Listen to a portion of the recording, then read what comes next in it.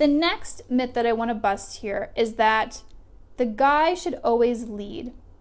So this isn't necessarily a spiritual teaching. It can pop up in spiritual teaching sometimes when people are talking about like the divine masculine, the divine feminine. The divine masculine should always lead. So here's my opinion on this one, and it's a personal one. I actually prefer the dynamic where the men are taking the lead initially. I'm going to explain why here. Ideally, in a healthy relationship, both people need to be coming towards each other. Both people have to be putting energy into the relationship, and effort into the relationship. One person can't just be like dragging the relationship along. So ideally, we want both people to be coming towards each other.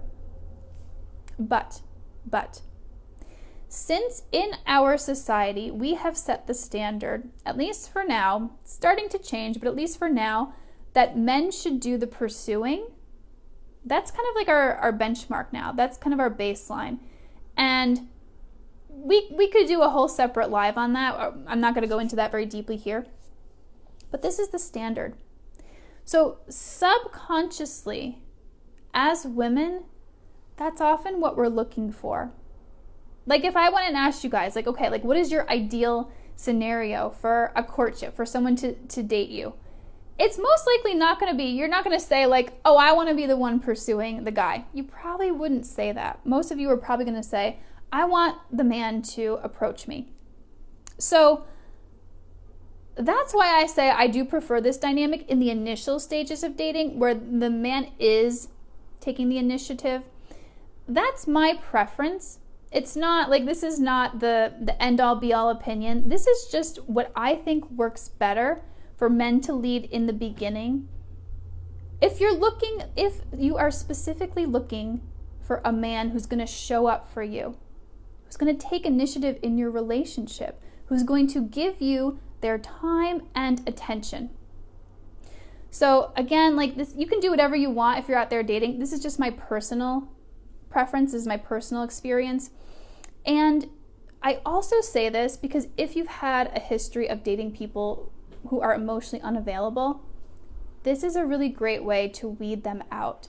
Because the tendency in those relationships is for us as the women to kind of bring those relationships along. Like we're making all the plans, we're bringing up all the talks about where is this relationship going, we're moving the relationship forward. And that is ultimately not a great relationship dynamic to be in, where you're the only one that's really invested in that relationship. So that is just my opinion.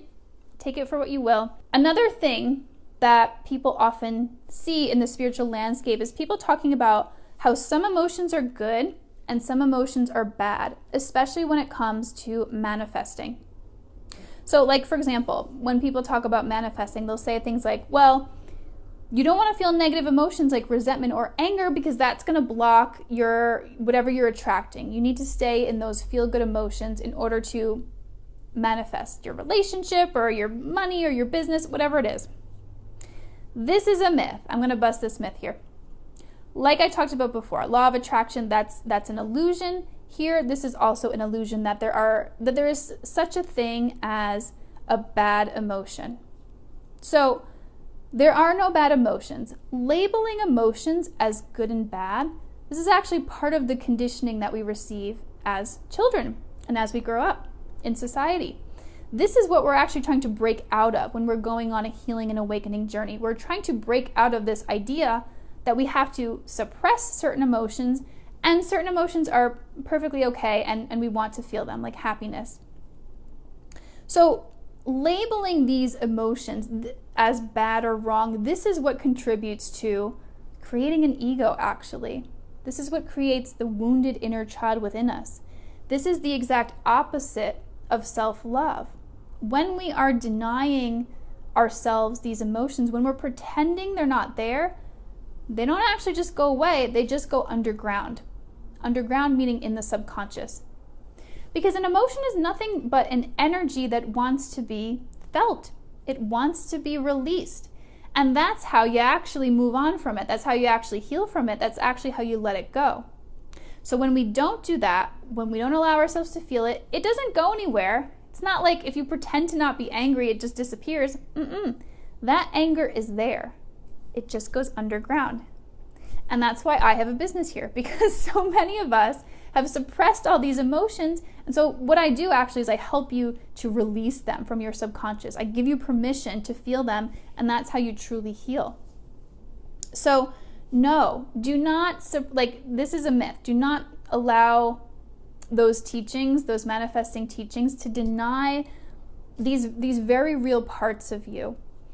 And so, for example, if you allow yourself to feel resentment, I know a lot of people are very nervous to feel resentment. We've gotten a lot of messages that resentment is not good. We should not feel that. But for a lot of us, we have very real reason to feel resentful. And so if we allow ourselves to feel that, it's not going to last forever. It's going to flow out of us, and we're going to feel much better ultimately.